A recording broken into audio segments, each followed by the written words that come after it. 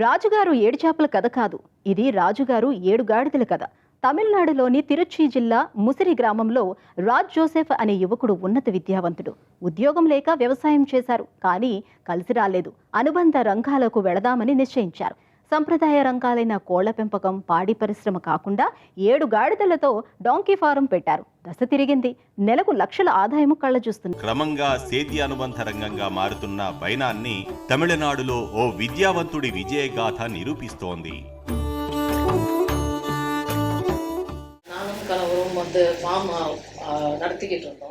మా వారు 20 ఏళ్ల క్రితం వరకు పొలం చూసుకునేవారు. కానీ కొన్ని కారణాలతో విక్రయించాల్సి వచ్చింది. అప్పుడు వ్యవసాయ అనుబంధ రంగాలపై దృష్టి పెట్టాం. అందరిలా కోళ్లు, మేకలు పెంచటం, ఆవులతో డైరీ ఫామ్ పెట్టడం కాకుండా వినూత్నంగా ఉండాలని ఈ డాంకీ ఫారం నెలకొల్పాం. సామాజిక మాధ్యమాల ద్వారా ప్రాచుర్యం వచ్చింది. మాధ్యమాల కథనాలు, వీడియోలతో జనంలో అవగాహన పెరిగింది. మేమీ పని విజయవంతంగా చేశాం. ఇంకా తెలియని వారికి చెప్పాలనుకుంటున్నాం.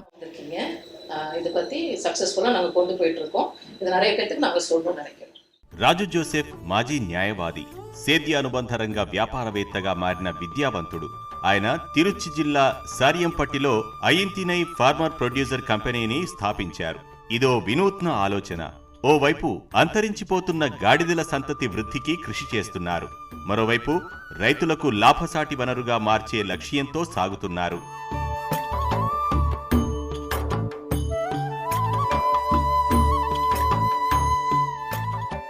ஐந்தனை கழுத பண்ணையிலேருந்து உங்கள்கிட்ட பேசிகிட்டு இருக்கேன்.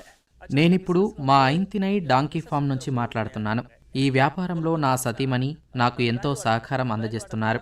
నిర్వహణకు అవసరమైన సాంకేతికత, అలాంటి వ్యవహారాలను తనే చూసుకుంటున్నారు. గాడిద పాలను చర్మ సౌందర్య సాధనాలైన సబ్బులు, లిప్ బామ్, క్రీంల తయారీలో ఉపయోగిస్తున్నారు. తాయెత్తులు తయారవుతున్నాయి. ఇందుకు సహకరించేందుకు ఉద్యోగులు ఉన్నారు. ఇంకా తొలిలాళర్లు இருக்காங்க. அதை பண்ணி தரதுக்கு பண்ணி நாங்கள் அதை சேல் பண்ணிட்டு இருக்கோம். మన దేశంలో రహదారులు లేని కాలంలో గాడిదలదే రవాణాలో కీలక పాత్ర. బరువులు మోసి ఆదుకునేవి. కానీ రహదారుల నిర్మాణం, యాంత్రీకరణతో క్రమేణా గార్దపాల వినియోగం తగ్గిపోయింది. మారిన నేపథ్యంలో పనిచేసే జంతువులైన గాడిదలను తిరిగి సమాజానికి పరిచయం చేసే సమయం ఆసన్నమైందని రాజు జోసెఫ్ భావిస్తున్నారు. ఈ పరిచయం అవి అందించే ఉత్పత్తుల వినియోగంతో సుమా గాడిద పాలతో సబ్బులు, ధూపం తదితర వస్తువుల తయారీతో లాభాలు ఆర్జించవచ్చు.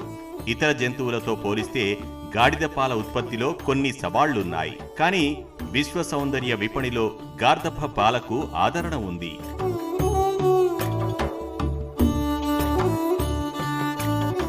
தொழிலா பண்ண முடியும்னா எப்படின்னா இதுல டைரக்டா கிடைக்கிற பொருட்கள். గాడిద పాలు, వ్యర్థాలు, మూత్రంతో ప్రధానంగా వ్యాపారం చేస్తాం. ఇవన్నీ బాగా విక్రయం అవుతున్నాయి. తాము వీటిని వైద్య అవసరాల కోసం తాము కొంటున్నట్లు కొనుగోలుదారులు చెబుతున్నారు. గాడిద పాలను ఔషధాల తయారీలో ఉపయోగిస్తున్నారు. వీటి పాలను 6 నెలల పాటు నిల్వ చేయవచ్చు. మేము విలువ ఆధారిత ఉత్పత్తులను తేవాలని నిశ్చయించాం. గాడిద పాలు ప్రధాన ముడి పదార్థంగా సబ్బులు, లిప్ బామ్స్ ఉత్పత్తి చేస్తున్నాం. వాటి వెంట్రుకలను తాయెత్తుల తయారీకి వాడుతున్నారు. వాటి ప్రతి ఉత్పత్తితో డబ్బే డబ్బు.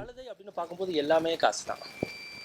இதெல்லாம் நாங்கள் இப்போ பண்ணிக்கிட்டு இருக்க வேலையோட பொழுது కళజ వలర్పులో வந்து நிறைய గాడిద పెంపకంలో చాలా సవాళ్లున్నాయి. వాటిని ఎలాగో అధిగమించాం. మొదట ఈ విషయం విని కొందరు మమ్మల్ని వింతగా చూశారు. అయినా లెక్క చేయలేదు. వీటి జాతి అంతరించే ప్రమాదంలో ఉందన్న విషయమే జ్ఞాపకముంది. ఇలాంటి సమయాన్నే వ్యాపార అవకాశంగా మలుచుకున్నాం. ప్రత్యేకించి గాడిద పాలు, వ్యర్థాలు, మూత్రానికి ఎంతో విలువ ఉంది. సామాజిక మాధ్యమాల్లో కొన్ని వ్యాఖ్యలు చూశాం. అలా ఓ వ్యక్తి అన్న మాటలు గుర్తున్నాయి. ఎవరూ కూడా గాడిదలను అంత తేలిగ్గా పెంచలేరు. అందుకు అదృష్టం కూడా ఉండాలి. మీకు అదృష్టం పుష్కలంగా ఉంది అని ఆయన రాశారు. కొందరు కొన్ని ప్రతికూల వ్యాఖ్యలు చేశారు. కానీ ఆయన అన్న మాటలు మాకెంతో ఉత్సాహాన్నిచ్చాయి.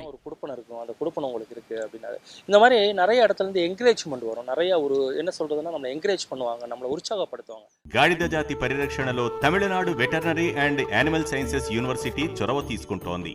తిరుచి జిల్లాలో వీటి కేంద్రాల సంఖ్య పెరుగుదలకు ఇదే ముఖ్య కారణమని చెప్పవచ్చు.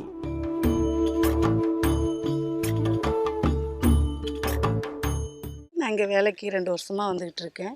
காலையில் 8:30 மணிக்கு வந்துடுவேன்.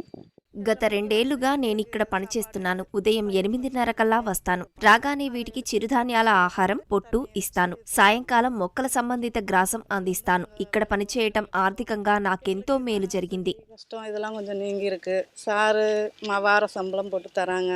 ஏதோ எங்களுக்கு ஹெல்ப்பாக இருக்கு. அப்படிங்கிறது போது எனக்குள்ள எங்களுக்கு இருக்க ஒரு எய்ம் வந்து என்னன்னா, భవిష్యత్తును దృష్టిలో ఉంచుకున్నాం. అంతరించిపోయే గాడిద జాతిని రక్షించే ప్రణాళిక ఉంది. గాడిదల పెంపకం మీద శిక్షణ ఇస్తాం. అది అంతర్జాల వేదికల్లోనూ లభిస్తుంది. ఒక అంకుర వ్యవస్థాపన తేవాలన్న ఆలోచన ఉంది. చర్మ సంరక్షణ ఉత్పత్తులను ప్రపంచ మార్కెట్లో విక్రయించే వ్యూహ రచన చేస్తున్నాం. இந்த கழுதையிலிருந்து தயார் பண்ற பொருட்களை எப்படி கொண்டு போகலாம், அவங்ககிட்ட எல்லாரையும் எப்படி பயன்படுத்த வைக்க முடியும். నేటి వ్యాపార ప్రపంచంలో గాడిదల సేవలకు ఉత్పత్తులకు కొత్త నిర్వచనం ఇవ్వాల్సి ఉంది. ఈ దశగా రాజు జోసెఫ్ కృషి చొరవ ప్రశంసనీయం. పొలంలో సేద్యం కలిసిరాక అప్పుల పాలై విక్రయించి వినూత్న అనుబంధ రంగంలో ఎదిగిన రాజు స్ఫూర్తిదాత.